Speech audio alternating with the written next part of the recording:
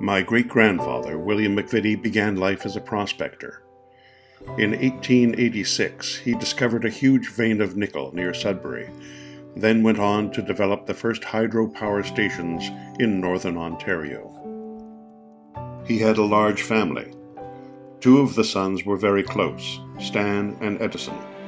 Ed was named after my great-grandfather's friend and business partner, Tom Edison.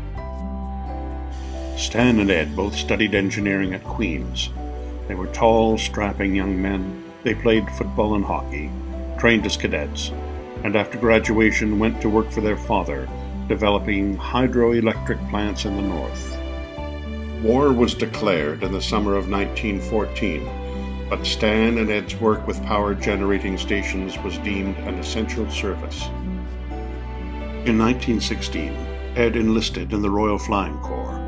Stan, 2 years older, had married his sweetheart, the lovely Margaret MacDonald, in 1915. Their daughter Maggie was born 18 months later. Ed flew combat missions until the summer of 1917. After a year on the front line, he was suffering from PTSD, but his superiors refused to remove him from combat duty, and so, in frustration, he resigned his commission and returned to Canada in 1918. In November of that year, the armistice was signed and the war was finally over. The future looked bright for these two young men, and their work outdoors kept them healthy and fit. But a new enemy appeared. An aggressive form of the flu had begun to spread across the country. At a victory parade in Calgary, hundreds of citizens wore improvised masks to protect against infection. Margaret developed respiratory problems, and she and little Maggie went to live with her parents in St. Mary's for the winter.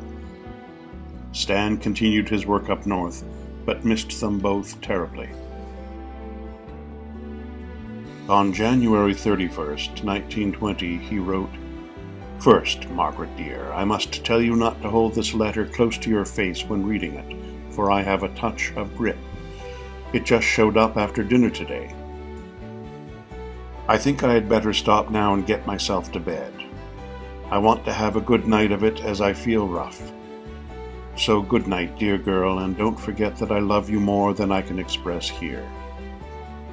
On February 2nd, he added, "My grip has not improved as it should, so Dad was on the phone today and wants me to go up to Sudbury. Don't worry. Love, from Stan." 9 days later, he died of the Spanish flu.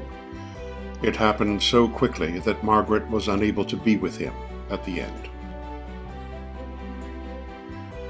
She never regained her health and died not long afterwards.